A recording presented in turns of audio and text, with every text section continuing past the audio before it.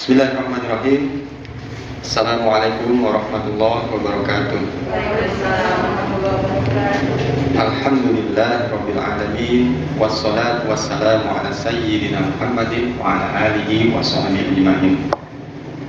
Alhamdulillah kita kembali bertemu ya, ini untuk yang kedua kalinya. Alhamdulillah saya bisa bersilaturahim dengan ibu-ibu sekalian di sini.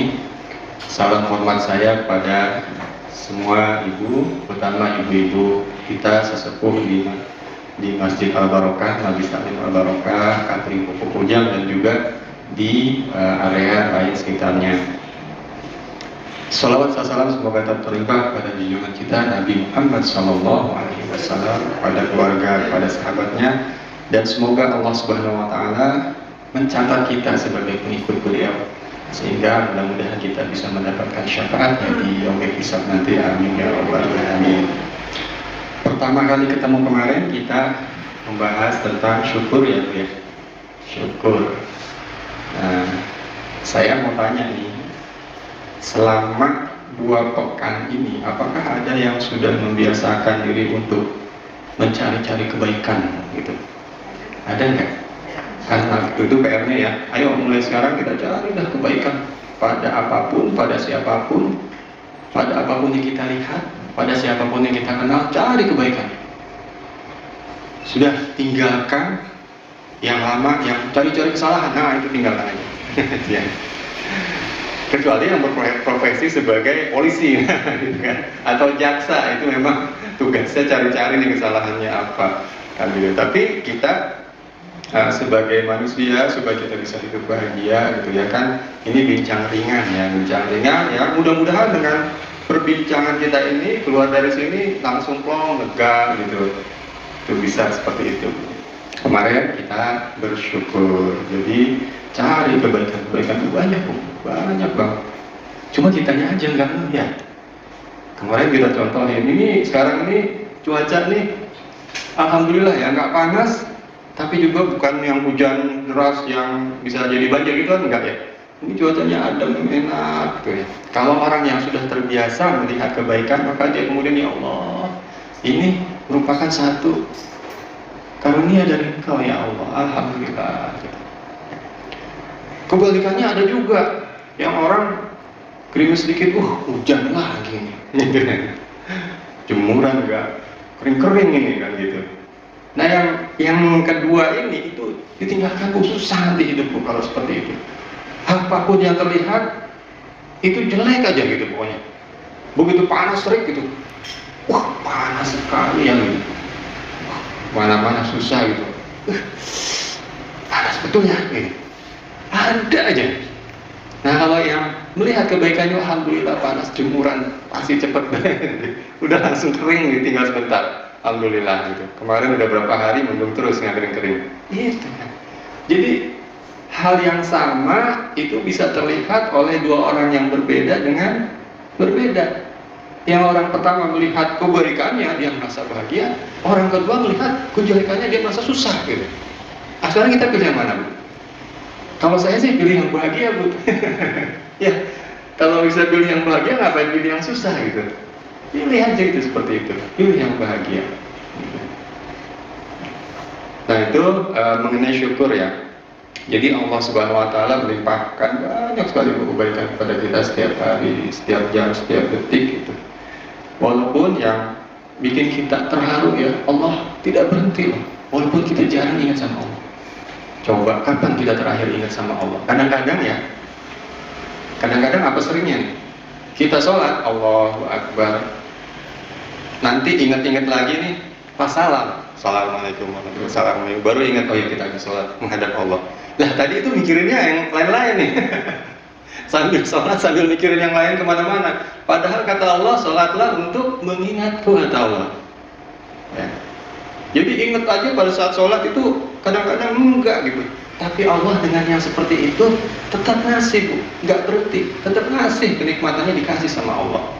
Coba kalau kita ya, misalnya ada kerabat atau anaknya siapa gitu ya, itu ikut numpang di rumah kita istilahnya, karena nggak mampu atau karena dititipi atau apa, terus Tinggal nggak di rumah? Di rumah kerjanya tidur makan tidur ya. Terus kira-kira apa gitu? Ini nggak tahu diri amat si anak. Nggak tahu diri, udah ini dan sebagainya gitu. Tapi Allah nggak begitu. Walaupun nggak pernah ingat, kita tuh jarang sekali ingatnya sama Allah, tetap ngasih semuanya. Itu coba bayangkan. Kepada zat yang seperti itu, bukan main ya. Betapa baiknya kepada kita, itu sudah selayaknya kita mencintai Allah Subhanahu wa Ta'ala. Sudah selayaknya kita dekat, ingat terus sama Allah. Gitu. Nah ini kemudian sekarang, karena terakhir kemarin itu ada pertanyaan-pertanyaan, kalau syukur itu dalam kondisi kita enak itu gampang, dalam kondisi serba ada itu gampang. Tapi kalau kondisi susah, kena musibah, orang yang dicintai meninggal, atau bahkan baru hartanya hilang semua, usahanya akibat pandemi itu bangkrut semua, itu seperti apa? Apakah kita masih bersyukur kepada Allah? Masih. Yang diambil itu oleh Allah itu sedikit dibandingkan dengan yang diberi oleh Allah Subhanahu wa Ta'ala kepada kita. Nah, ada cerita, ibu-ibu pasti pernah dengar kisah Nabi Ayub ya. Nabi Ayub itu terkenalnya sebagai nabi paling sabar. Ya. Kalau Nabi Sulaiman waktu kecil adalah nabi yang paling kaya, Nabi Ayub nabi yang paling miskin gitu ya. Nabi Yusuf nabi yang paling ganteng. Nah, Nabi Ayub itu pada mulanya adalah orang yang kaya raya, seorang nabiullah yang kaya raya. Yang kaya raya, hidupnya enak, kemudian anak-anaknya banyak, ternak-ternaknya banyak, hidupnya senang. Tetapi walaupun demikian, Nabi Ayub tetap dekat kepada Allah Subhanahu wa Ta'ala. Dia tidak meninggalkan zikirnya kepada Allah, tidak meninggalkan ibadahnya kepada Allah. Harta yang dimilikinya itu digunakan untuk kepentingan Allah Subhanahu wa Ta'ala. Nah, ini kemudian konon iblis berkata kepada Allah, Allah membanggakan Nabi Ayub ini. Lihatlah katanya, hambaku walaupun dikasih begitu banyak kenikmatan, dia tetap tidak lupa diri. Terus iblis bilang, terang aja ya Allah, itu dikasihnya kenikmatan semua. Coba kalau kau kasih kemiskinan, kesusahan, musibah, dia pasti akan ingkar padamu. Nah, kemudian Allah Subhanahu wa Ta'ala satu persatu, anak-anaknya dipanggil Allah yang dicintainya, hartanya hilang sedikit demi sedikit, usahanya, ternaknya diambil oleh Allah Subhanahu wa Ta'ala. Sampai tinggal Nabi Ayub sendiri dengan istrinya. Istrinya Nabi Ayub ini adalah istri yang paling setia menemani, mulai dari kaya sampai dicoba oleh Allah dengan cobaan seperti itu ditemani. Tidak cukup dengan itu, kemudian Allah Subhanahu wa Ta'ala memberikan cobaan lagi berupa penyakit kulit. Penyakit kulit ini baunya minta ampun, sampai-sampai orang di kampung itu meminta kepada Nabi Ayub untuk keluar dari kampungnya, nggak tahan baunya bu. Jadi sekampung misalnya Kujang ini kecium bau semua gitu. Jadi diminta orang ini untuk keluar. Akhirnya pergilah ke tempat terpencil ke gunung. Nah, yang pertama-tama mengungkapkan itu adalah istrinya, wahai suamiku, engkau adalah Nabiullah. Engkau sedang mendapatkan cobaan yang begitu berat sekarang. Kenapa engkau tidak meminta kepada Allah untuk disembuhkan penyakit? Apa jawaban Nabi Ayub? Wahai istriku, aku sudah mendapatkan kesehatan, kekayaan, kenikmatan itu hampir selama hidupku. Sekarang ini aku dicoba oleh Allah, diberikan oleh Allah yang seperti ini baru sebentar. Aku malu kalau meminta untuk dihilangkan ini sakit ini, malu. Sudah banyak yang diberikan oleh Allah padaku, kata Nabi Ayub. Jadi betapa santunnya Nabi Ayub kepada Allah Subhanahu wa Ta'ala. Kata beliau, nantilah kalau misalnya sakitku ini sudah mencapai, lamanya sakit ini sudah sama dengan lamanya aku mendapatkan kenikmatan, nah aku baru mau berdoa deh gitu. Kapan kata istrinya? Beliau katanya sakit itu mulai usia 70 tahun gitu. Jadi 70 tahun lagi nih baru kemudian berdoa gitu. Waduh. Nah akhirnya istrinya bilang, wahai suamiku, engkau adalah Nabiullah dan mendapatkan cobaan seperti ini. Kalau orang-orang melihat engkau terus seperti ini, gitu ya, maka mereka pasti akan meragukan kenabianmu. Bukankah engkau Nabiullah? Nah, dengan itu tergerak akhirnya, ya Allah, katanya. Nabi Ayub tidak ingin itu terjadi. Ya udah, akhirnya berdoa. Dan doa itu apa? Doanya itu sederhana. Dia nggak minta ya Allah sembuhkanlah penyakitku. Tidak. Yang diucapkan oleh Nabi Ayub adalah Rabbi inni wasanyadur wa anta khairur rahimin wa anta arhamur rahimin. Jadi curhat aja Nabi Ayub bilangnya, Tuhanku, aku sedang ditimpa penyakit, katanya. Sedangkan engkau adalah yang maha pengasih dan maha penyayang. Engkaulah sebaik-baik penyayang. Tidak ada permintaan sembuhkanlah doaku ya Allah. Tidak. Karena begitu santunnya Nabi Ayub, begitu dekatnya hubungan Nabi Ayub kepada Allah Subhanahu wa Ta'ala. Nah, dari situ kemudian disembuhkan oleh Allah Subhanahu wa Ta'ala. Disembuhkan, kemudian dikembalikan lagi hartanya yang bahkan bertambah banyak, kemudian juga diberi lagi dengan anak-anak, lahir lagi dan sebagainya. Seperti itulah contoh kesabaran dari seorang nabi. Ya tapi itu kan nabi ya Bu ya. Pasti ada gitu. Itu kan nabi. Nah terus pasti ada aja deh. Kalau kita kasih contoh apa aja, pasti dalam hati kita tergoda untuk itu nabi gitu. Kita bukan nabi, ya gitu. Pasti. Nah ini yang perlu juga kita sedikit-sedikit kita herankan gitu. Justru Allah Subhanahu wa Ta'ala menurunkan para nabi untuk menjadi contoh buat kita. Mereka itu manusia. Nabi Muhammad adalah seorang manusia yang dijadikan contoh oleh Allah Subhanahu wa Ta'ala sebagai pola yang hidup untuk penerapan ajaran-ajaran Islam. Demikian juga nabi-nabi yang lain. Artinya ajaran ini bisa dijalankan oleh seorang manusia. Contohnya ada, nah, gitu. Jadi kalau kita mendengar kisah para nabi, jangan lagi bilang itu kan nabi, enggak. Justru kita perlu mencontoh para nabi itu sebisa mungkin kita bisa ya. Itu contoh. Di dalam mungkin tadi dalam ayat yang dibacakan oleh Qori ya, itu Allah Subhanahu wa Ta'ala di dalam surat Al-Baqarah 155 sampai 157, Allah Subhanahu wa Ta'ala berfirman, A'udzubillahi minasyaitonirrajim, wa lanabluwannakum bisyai'in minal khaufi wal ju' wa naqsin minal amwali wal anfus wath thamarat wa basyyiris shabirin. Nah, di sini Allah sudah ngasih bocoran bahwa di dalam kehidupan kita itu Allah akan memberikan cobaan. Walanabluwannakum, dan sungguh kami akan memberikan cobaan kepada kalian bisyai, dengan sedikit, nah sedikit Allah bilang, minal khauf, dari ketakutan, wal ju', kelaparan, wa naqsim minal amwal, dan kekurangan harta, wal anfus, dan jiwa, maksudnya pasukan ya, anak-anak atau wa thamarat, dan buah-buahan, makanan, wa basyiris shabirin, dan Allah di sini menggariskan beri kabar gembira bagi orang-orang yang bersabar. Jadi di tengah-tengah cobaan itu nanti kamu akan dikasih cobaan berupa ini, tapi kasih kabar gembira kepada orang-orang yang sabar, kata Allah Subhanahu wa Ta'ala.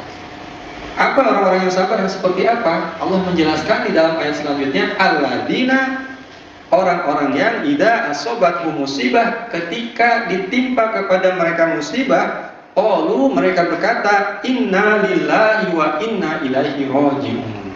Mereka berkata, sesungguhnya semua milik Allah dan sesungguhnya kepadanya lah, maksudnya kepada Allah semua akan kembali.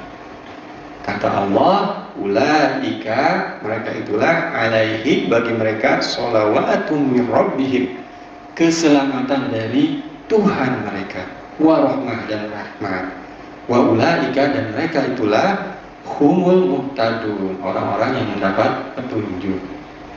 Jadi di sini Allah ngasih bocoran. Di dalam kehidupan kita, kita akan mengalami cobaan berupa kekurangan harta, kelaparan, kekurangan jiwa, maksudnya mungkin kehilangan anak, kehilangan suami, kehilangan istri, orang tua atau siapa yang dicintai ya, dan kekurangan makanan. Nah, caranya menghadapinya Allah memberitahu di sini dengan inna lillahi wa inna ilaihi raji'un. Ini bukan sekedar kita ucapkan, Bu, supaya bisa menghadapi musibah itu, tetapi kita perlu hayati isinya dan kita ucapkan dengan ikhlas, dengan ridho kepada Allah. Kata Nabi SAW, sesungguhnya seseorang itu akan dicoba berdasarkan kemampuannya. Nah, ketika dia dicoba kemudian dia ridho pada ketentuan Allah itu, maka Allah ridho pada dia. Tetapi ketika dia marah terhadap ketentuan itu, Allah akan marah kepada dia. Gitu. Ya, jadi kita ucapkan inna lillahi, sesungguhnya semua milik Allah, wa inna ilaihi, dan kepada Allah akan kembali. Plong, lega, ya. Gak ada beban, dan kita pun akan kembali kepada Allah. Siapapun yang ada di sini, siapapun yang ada di rumah, apapun yang ada di rumah, itu akan kembali kepada Allah. Semua milik Allah. Bukankah kita juga terlahir dalam keadaan telanjang? Nggak bisa apa-apa juga. Nggak pakai baju. Makan aja nggak bisa. Nah itu sudah. Makan aja disuapin ya. Gitu.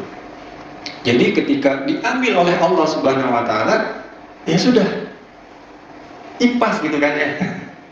Gak apa-apa, Bu, ini mau ikut pengajian. Nah, itu ya, inna lillahi wa inna ilaihi raji'un, disertai dengan kelapangan hati. Ingat salah satu rukun iman yang keenam itu apa, Bu? Ini jarang dibahas ya, rukun iman keenam ini. Percaya kepada qada dan qadar ya. Qada itu ketentuan sebelum terjadi, qadar itu sesudah terjadi ya, takdir. Meninggalnya seseorang, dicabutnya nyawa seseorang, itu udah takdir. Jadi ketika ada seorang yang kita cintai itu dipanggil oleh Allah duluan, nah ini merupakan salah satu cobaan buat kita. Sedih nggak kita, Bu? Sedih ya. Terus boleh nggak kita nangis? Boleh. Rasulullah SAW juga menghentikan air mata, menangis juga ketika putra beliau itu meninggal. Jadi nangis itu boleh. Yang nggak boleh itu adalah meraung-raung ya, meraung-raung. Jadi kata Rasulullah, Allah tidak akan mengazab kamu dan si mayit karena tangisanmu, tetapi akan mengazab karena ini, katanya, lisanmu. Jadi yang sambil meraung-raung, sambil oh bapak gitu, oh, nanti siapa lagi yang bapak kemarin kan baru bicara ini, gitu-gitu deh. Itu yang nggak boleh seperti itu. Jadi meraung-raung. Tapi kalau kita menangis terisak gitu, apalagi sambil mendoakan gitu, ya Allah ampuni segala dosanya, itu boleh. Nah, sebagai manusia yang dikarunia oleh Allah rasa cinta, itu wajar kalau kita kemudian merasa sedih, merasa tertekan, merasa kecewa gitu ya. Nah, tetapi kemudian sabar ini adalah kemudian tempatnya. Ketika menghadapi situasi seperti ini, kita masih tetap terus berbaik sangka kepada Allah, bersyukur kepada Allah, ridho kepada Allah Subhanahu Wa Taala. Sabar gitu ya. Jadi sabar dalam menghadapi musibah. Sebetulnya sabar itu lebih luas, Bu. Bukan hanya dalam menghadapi musibah. Ada dua lagi, yaitu pertama sabar di dalam ketaatan kepada Allah. Dalam berbagai situasi kita harus taat kepada Allah Subhanahu Wa Taala dalam menjalankan kewajiban-kewajiban kita kepada Allah Subhanahu Wa Taala. Seperti contohnya kalau sabar dalam ketaatan itu yang paling kita rasakan itu adalah saum ya, saum Ramadan.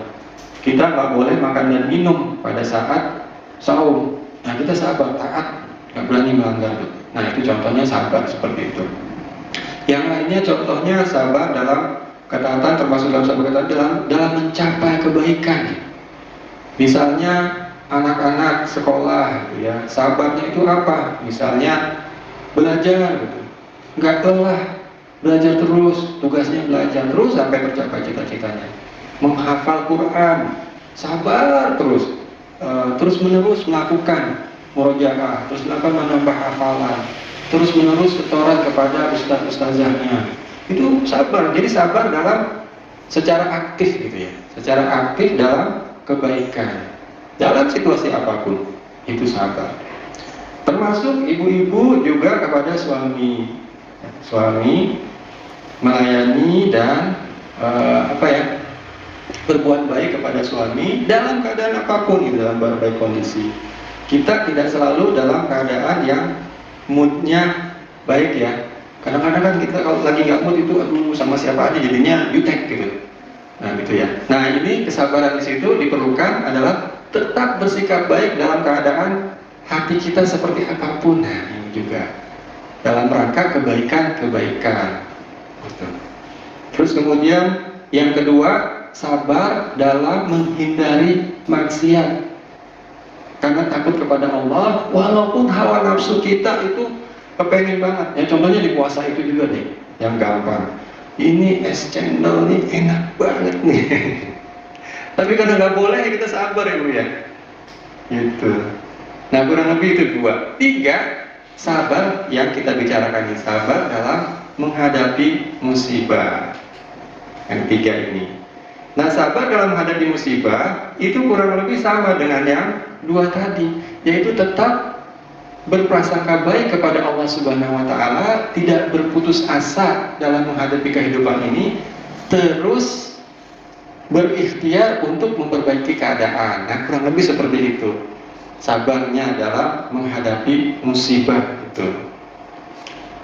Yaitu jadi 2 ya, tadi dengan menghayati inna lillahi wa inna ilaihi raji'un tadi. Kemudian yang kedua adalah dengan mengimani bahwa semua ketentuan itu sudah merupakan ketentuan Allah Subhanahu wa Ta'ala, sebagaimana di dalam Al-Quran di beberapa ayat disebutkan, a'udzubillahi minasyaitonirrajim, ma asaba min musibatin fil ardi wala fi anfusikum illa fi kitabin min qabli an nabraha. Itu di dalam ayat yang lain juga ada yang seperti itu. Ini di dalam Quran surat Al-Hadid ayat 22. Tidaklah suatu bencana pun, suatu musibah di bumi dan pada diri kalian, kata Allah, kecuali sudah tertulis di dalam kitab sebelumnya. Inna dzalika 'ala Allah yasir. Sesungguhnya itu bagi Allah mudah sekali, kata Allah seperti itu ya.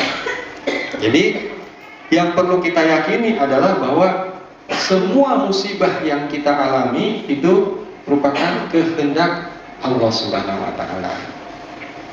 Nah, sampai di sini saya ingin mencari atau mengajak ibu-ibu untuk kira-kira yang membuat orang tetap sabar menghadapi sesuatu dan bahkan dia bisa bersyukur dalam menghadapi sesuatu dalam berbagai keadaan, itu apa sih gitu ya? Apa? Apakah hanya ya udah, kita sabar-sabarin aja deh dan kita bersyukurin aja? Ada satu hal. Contohnya gini Bu, mungkin ada bapak-bapaknya yang hobi sepedaan, ada nggak? Ya. Suaminya Bu Elin suka sepedaan ya.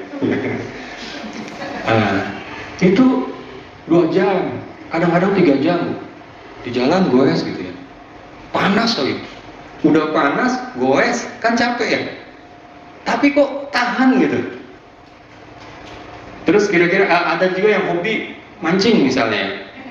Mancing juga sama tuh. Udah panas gitu aja kan. Nggak terjadi apa-apa kan kalau mancing. Kalau sepedaan masih mending kan gitu, ngeliatnya yang lain-lain gitu. Pemandangan, terus lihat daerah-daerah gitu kan. Kalau mancing dia diem aja situ.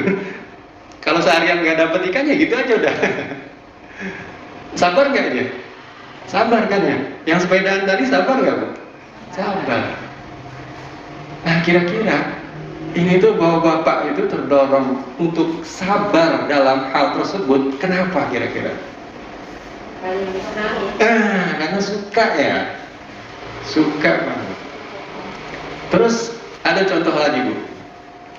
Itu ada misalnya kita punya temen nih, dia sabar banget menghadapi suaminya, padahal suaminya itu brengsek banget deh menurut kita, brengsek banget, tapi kok dia sabar banget ya gitu. Atau kebalik, suami yang sabar banget nih ngadepin istrinya gitu. Padahal istrinya tuh wah bawel banget lah, ini itu gitu kan. Kira-kira apa yang membuat suami ini sabar kepada ini, atau istri sabar kepada suaminya itu? Sayang dan cinta, ya, cinta. Nah, jadi yang perlu kita nanti pelajari lagi lebih lanjut adalah bagaimana kita bisa cinta kepada Allah Subhanahu wa Ta'ala. Kalau udah cinta, Bu, itu semuanya indah, semuanya indah.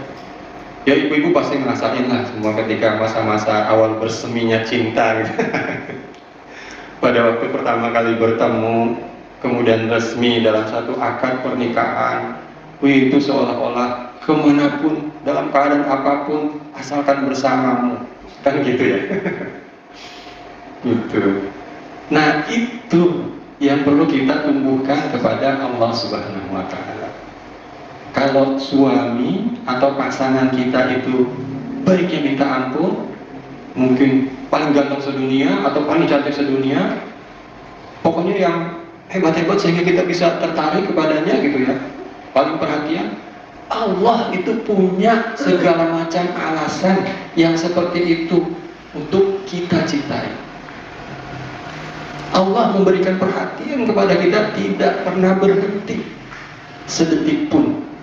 Allah memberi kebaikan kepada kita tidak pernah berhenti.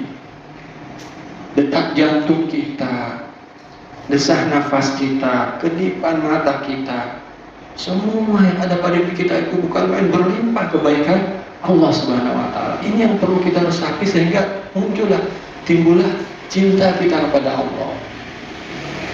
Dalam syahadat kita berjanji, asyhadu alla ilaha illallah.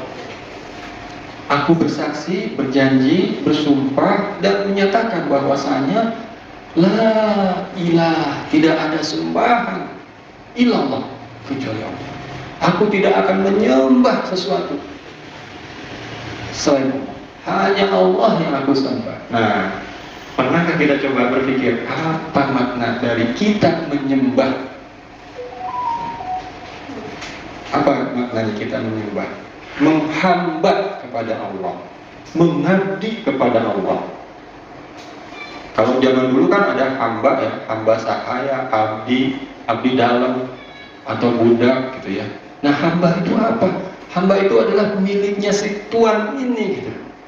Kalau seseorang punya budak, budaknya ini adalah semuanya hak-haknya itu ada di tuannya ini, dia nggak punya hak. Apapun yang diperintahkan oleh tuannya ini ya harus dilakukan. Itu adalah konsekuensi kita menjadi hamba dari sesuatu.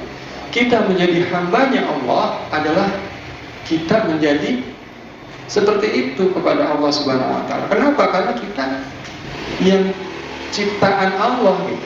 Kita adalah ciptaan Allah. Allah yang menciptakan kita, Allah yang memberikan kita kehidupan, Allah yang memelihara kita, Allah yang memberikan rizki kepada kita, memberikan makanan kepada kita, memberikan udara, nafas kepada kita. Dan Allah menyebutkan di dalam Quran, wa ma khalaqtul jinna wal insa illa liya'budun.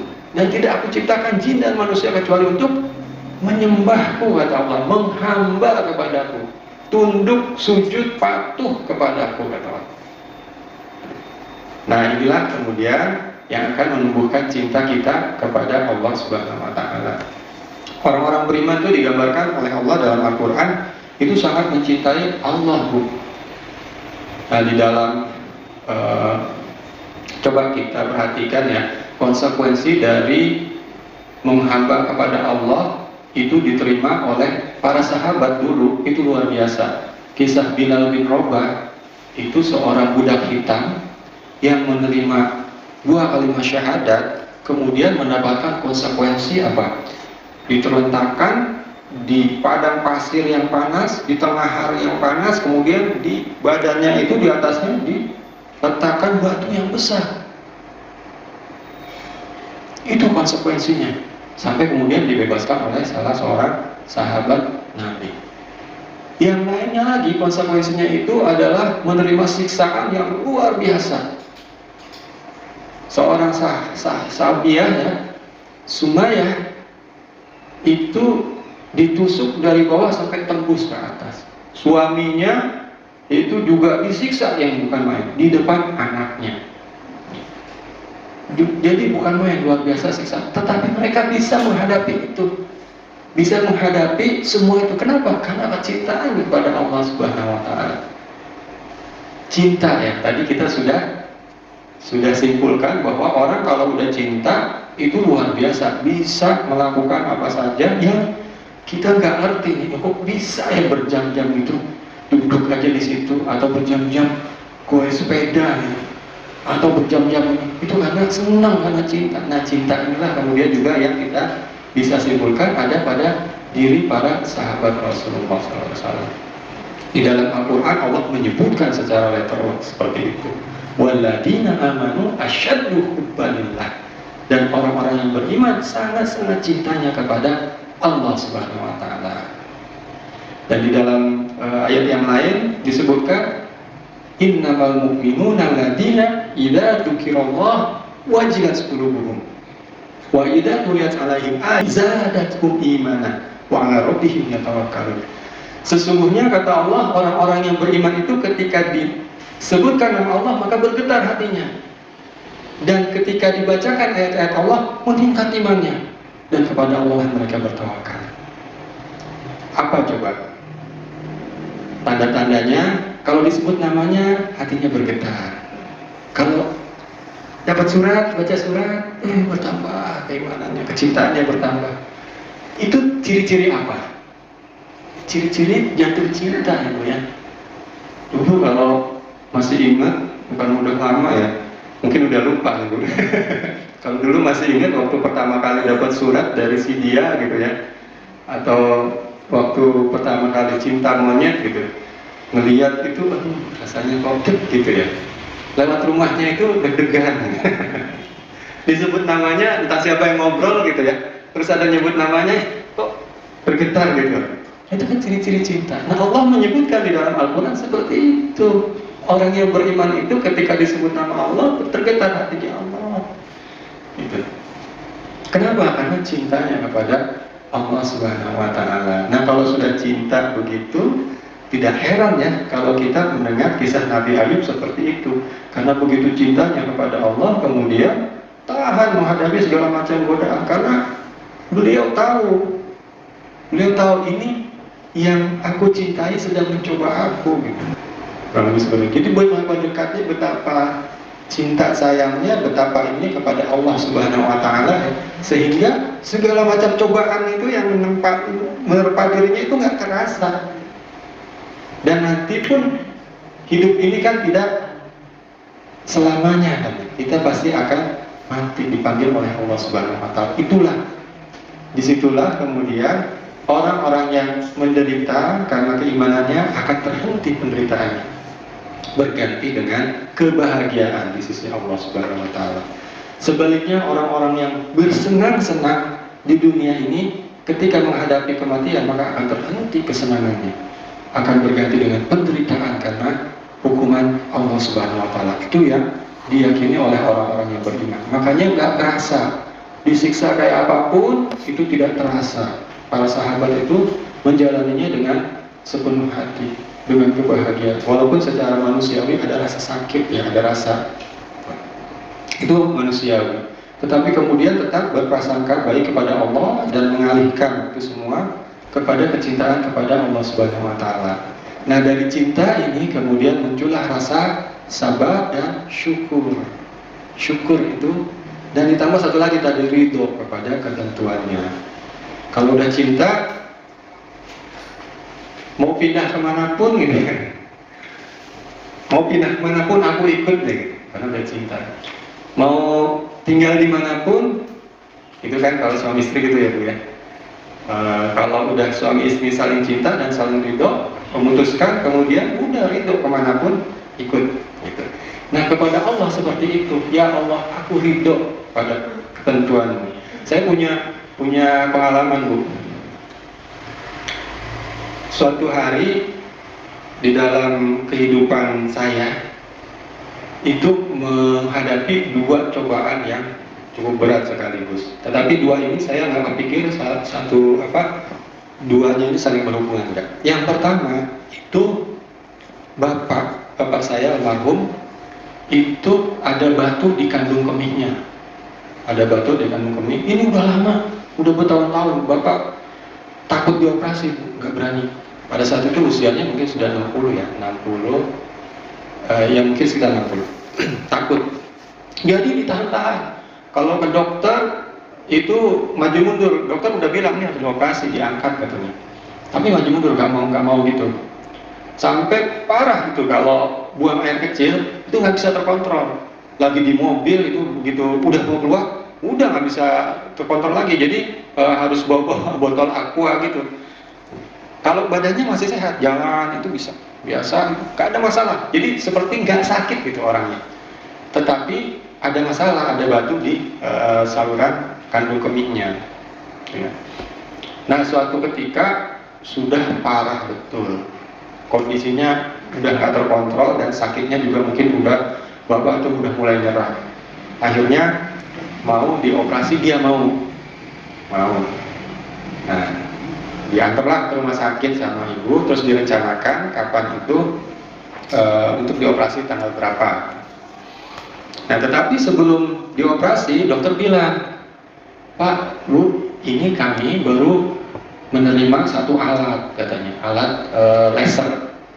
Jadi itu ditembak, katanya, nggak perlu operasi, ditembak, terus dia akan luruh dan akan keluar beserta air seni, katanya, si batunya itu. Jadi nanti kita coba dua senario, Bu, katanya.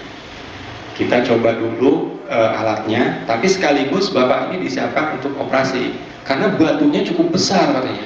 Batunya cukup besar, saya ragu nih alatnya itu bisa nggak menghancurkan batu itu, katanya. Ukurannya udah mendekati maksimal lah yang bisa dihancurkan, katanya, si batunya itu. Nah itu. Jadi kita siapkan juga untuk operasi. Artinya dibiusnya bius total, terus kemudian disiapkan di meja operasi, tapi ditembak dulu, kalau gagal langsung operasi, gitu, kurang lebih seperti itu. Nah, pada saat yang hampir bersamaan sebelum itu, kami itu mengalami cobaan kehilangan uang yang cukup banyak. Buat kami itu besar sekali pada saat itu, karena tabungan yang kita tabung selama bertahun-tahun, selama mulai dari pertama menikah sampai saat itu ya hilang. Nah, itu dua itu saya menghadapi sampai pada saat hari H operasinya itu masih ya di sini, karena kehilangan itu kan pasti menumbuhkan sakit hati apa segala macam, ini kecewa, sedih gitu kan. Nah, pada saat hari H-nya itu kemudian saya mendapatkan hidayah ya bisa dibilang gitu dari Allah, sehingga kok tiba-tiba ridho gitu. Wah, ya Allah, sampai saya terucap, ya Allah, ini semua pemberianmu ya Allah. Tadinya pun aku nggak punya. Uang ini adalah pemberianmu. Uang ini adalah milikmu. Jika engkau ingin mengambilnya, ya Allah, aku ridho padamu ya Allah. Ambil nggak apa-apa. Sambil menitikkan air mata. Nah, nggak lama setelah itu, ibu telepon. Ya, katanya, ini bapak udah gak jadi dioperasi, batunya bisa hancur ya, katanya. Alhamdulillah, katanya. Itu dokternya, ibu cerita, dokternya keluar itu sampai dia senang banget tuh, manggil ibu, ini bisa Bu, alhamdulillah ini bisa Bu, berhasil, jadi bapak gak perlu dioperasi Bu, katanya gitu. Senang banget. Nah, itu sekarang saya terpikir, ya Allah, inilah yang engkau berikan sebagai ganti. Jadi apa yang kita relakan, yang kita rindu kepada Allah sebagai pemiliknya, Allah ganti dengannya. Mungkin seandainya marah atau apa ya, atau nggak rela dan Allah nggak mengasihi ini, tapi terus operasi dan biayanya pun juga mungkin sama juga dengan uang yang hilang itu atau bahkan lebih, bisa jadi wallahu a'lam. Tapi itu yang saya ambil sebagai pelajaran. Jadi ibu-ibu ridho kepada ketentuan Allah, coba kita latih dari sekarang. Ketika ada kehilangan anak, atau kehilangan suami, kehilangan istri, atau kehilangan orang-orang yang kita cintai, kita ucapkan inna lillah, sesungguhnya semua milik Allah, wa inna ilaihi raji'un, semuanya kepadanya akan kembali. Ya Allah, aku ridho menerima semua ketentuan yang Engkau berikan, ya Allah. Sambil kemudian berdoa, jika Engkau pun ridho kepadaku, ya Allah, aku mohon ampuni segala dosa aku, ya Allah. Sungguh banyak dosa yang dilakukan. Seandainya Engkau memanggilku sekarang, tidak akan siap aku menghadapi, ya Allah. Ampuni tanpa ampunan darimu. Seperti itu. Nah, itu yang nantinya membuat dada kita plong, dada kita lega. Ya Allah, sudah kita ridhokan, sudah kita ikhlaskan, kita berikan semuanya milik Allah Subhanahu wa Ta'ala. Itu. Nah, mudah-mudahan itu bisa membantu di dalam proses menghadapi musibah, ya Bu ya. Kemarin kan diskusinya bagaimana dengan kondisi di mana kita mendapatkan musibah seperti apa, dan inilah syukur dan sabar ini menjadi dua senjata kita. Nah, kalau dalam Al-Quran itu wasta'inu bis-sabri was-shalah, dan meminta tolonglah kamu, jadikanlah sabar dan sholat itu sebagai cara kamu meminta tolong. Jadi senjata lah, kurang lebih seperti itu. Jadi sabar itu senjata dalam menghadapi kehidupan ini. Ya, itu mungkin yang bisa saya sampaikan pada hari ini. Silakan kalau ada yang ingin ditanyakan atau yang ingin didiskusikan, dipersilakan.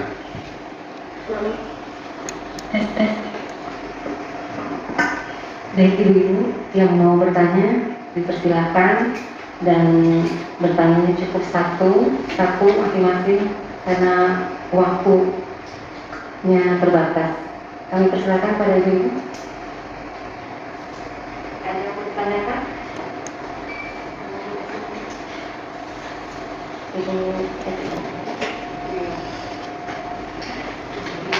Ibu Budi nggak ada ya?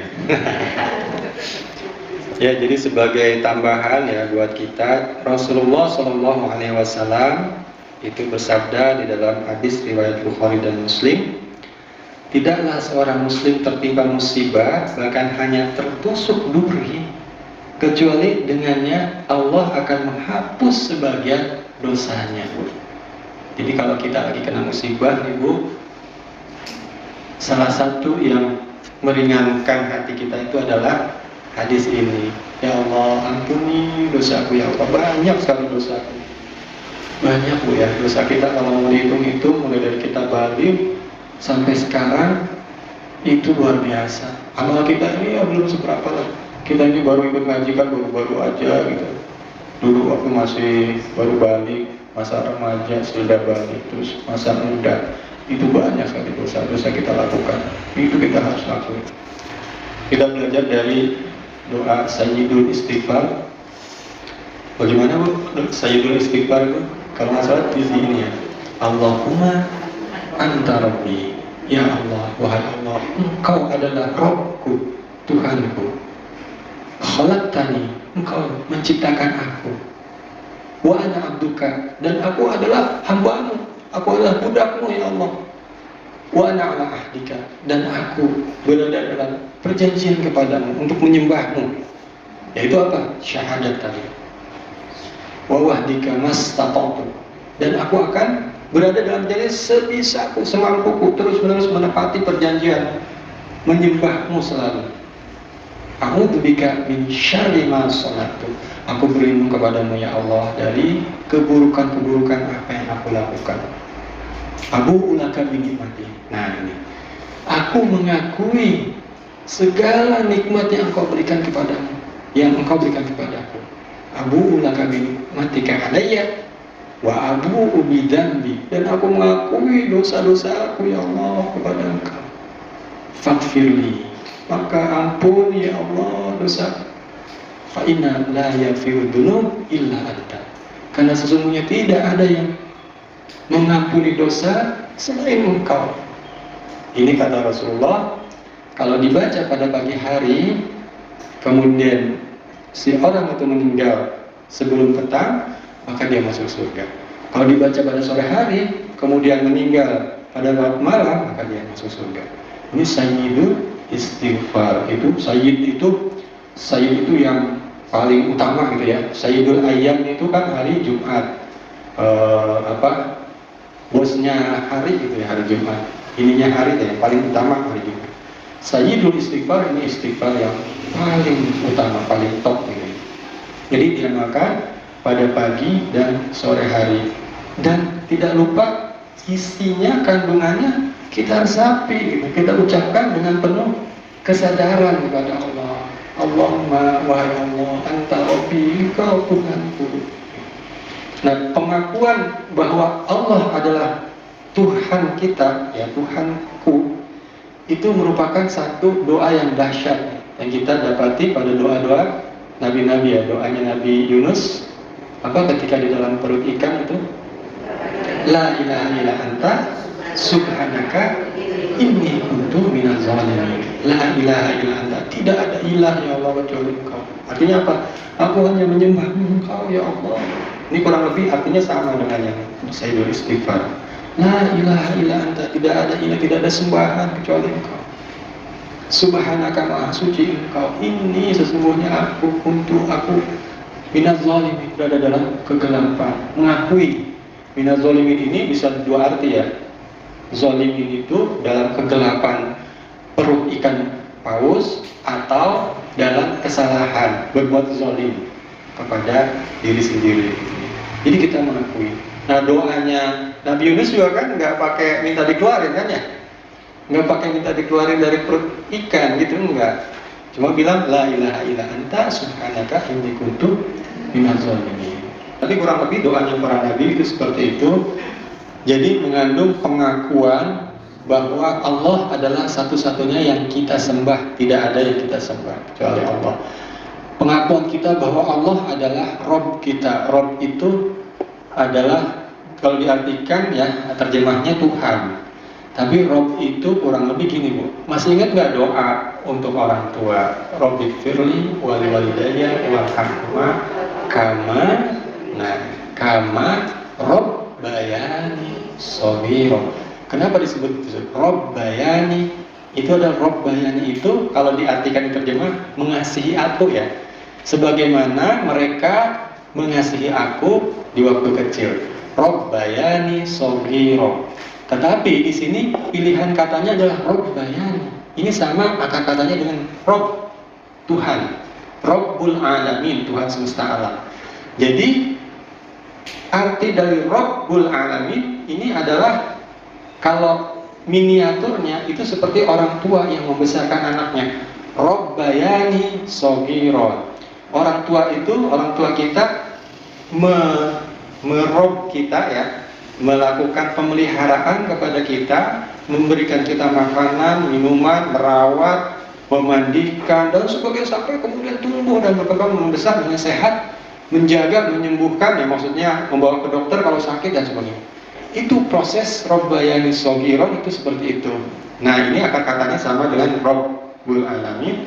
Maka pengertian Allah sebagai Rabbul alamin adalah Allah sebagai pemelihara alam yang memungkinkan alam semesta ini menjadi seperti ini terus menerus. Ada angin berhembus, hujan turun, kita ada oksigen, kemudian jantung kita berdetak, daun-daun berguguran, air mengalir dan sebagainya. Semuanya itu yang mengurus Allah Subhanahu wa taala, yang memelihara Allah Subhanahu wa taala. Itulah kita mengakui bahwa pemelihara alam ini itu adalah Allah. Nah, ini pengakuan yang ada di dalam Sayyidul Istighfar. Anta Rabbi, engkau adalah Rabbku. Nah, yang pengakuan kedua setelah kita mengakui bahwa Allah lah yang memelihara alam semesta dan menciptakan alam semesta, kita mengakui bahwa kita hanya menyembah Allah, tidak yang lain. Emang ada yang menyembah yang lain ya? Ada nggak? Manusia ada yang menyembah selain Allah nggak? Ada ya. Itulah orang-orang yang kafir. Orang kafir, orang musyrik, itu menyembah selain Allah. Nah, kita nggak mau seperti itu, gitu. Yang musyrik itu misalnya menyembah matahari, ya, menyembah patung-patung, kemudian menyembah apalagi dewa-dewa, dan memperlakukan hal-hal lain selain Allah seolah-olah seperti Allah, seperti pemelihara yang diagungkan, yang ditakuti, gitu. Itu ya, itu menyembah suatu hal yang lain selain Allah. Dan itu dengan di dalam sajidul istighfar kita menegaskan kepada Allah, wa ana ahduka, aku berada dalam perjanjian masatoktu. Maksudnya perjanjian apa? Aku tidak akan menyembah selain Allah, gitu. Aku tidak akan menyembah selain Engkau ya Allah. Itu dalam pengakuan kita. Sama seperti pengakuannya Nabi Yunus, la ilaha illa anta, tidak ada ilah, tidak ada sembahan bagiku kecuali Engkau ya Allah. Ini dahsyat sekali. Jadi doa kita awali dengan itu, la ilaha illallah, aku hanya akan menyembah Allah. Nah, baru kemudian kita minta faghfirli, maka ampuni aku ya Allah. Pengakuan tadi ya, pengakuan nikmat, pengakuan dosa, baru kemudian permintaan ampun kepada Allah Subhanahu wa taala. Ya. Baik, mungkin sedikit menyimpulkan bahwa tambahan, oh ya Bu, silakan. Tadi Bapak Bu Erna, tadi Bapak sudah menyampaikan banyak juga sahabat terhadap apa yang kita hadapi bersama dan diri sendiri. Nah sekarang Pak, mungkin saya bertanya, ya dalam keadaan kita sekarang ini, mungkin sama kita sudah mengetahui juga seperti apa yang akan kan dengan berita yang entah ini benar, entah ini salah, dan satu sama lain saling bertentangan. Dan itu pun bukan hanya masalah sosial aja, tapi menyangkut ke agama. Salah seperti apa yang harus kita lakukan? Baik. Ya baik, Bu Hari. Jadi kalau terkait dengan situasi sekarang, di mana informasi itu begitu mudahnya masuk ya ke dalam gadget kita, ya, yang dimana hal ini tidak pernah terjadi sebelum-sebelumnya. Ini memang menjadi permasalahan tersendiri ya. Kalau zaman dulu kita menerima informasi itu kita yang nyari gitu ya Bu ya. Nyari ilmu itu kita yang nyari ya. Bahkan kadang-kadang ada apa susah gitu, nyari sana kemari, dan bentuk cetak belum ada yang namanya handphone apa segala macam. Bikin skripsi itu juga susah gitu ya. Kita cari perpustakaan dalam bentuk cetak ini gitu. Nah sekarang kita tidur aja datang deh Bu. Ilmunya datang gitu.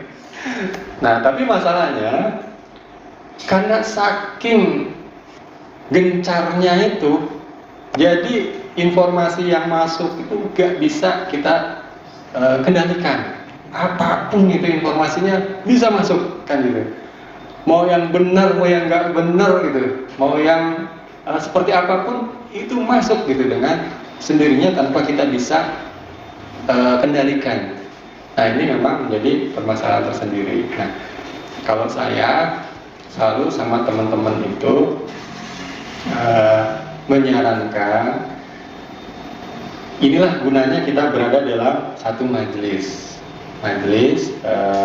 taklim ya, baik itu pekanan ya, lebih bagus kalau pekanan, supaya disitulah ada forum untuk kita bertanya, kepada ustaz atau ustazah mengenai kebenaran berita tersebut. Ini seperti apa sih, kok yang ini bilangnya begini, yang ini bilangnya begini, sebetulnya gimana sih gitu ya.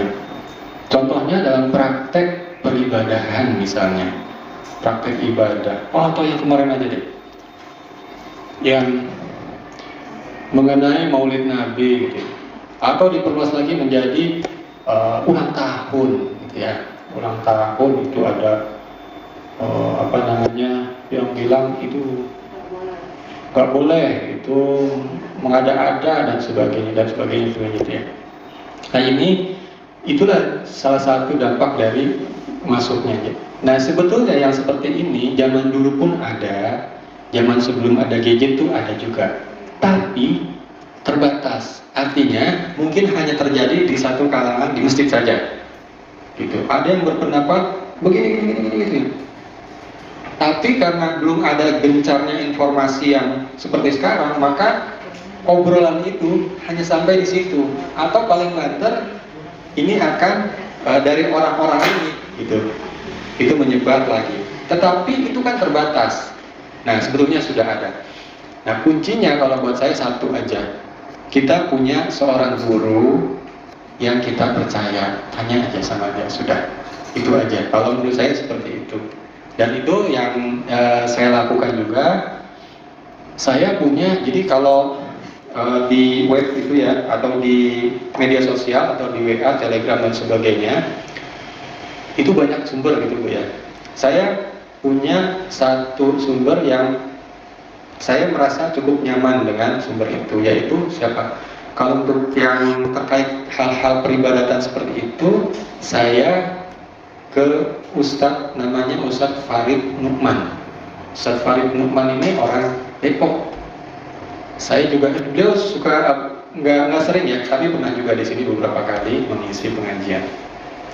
Nah, kenapa saya suka melihat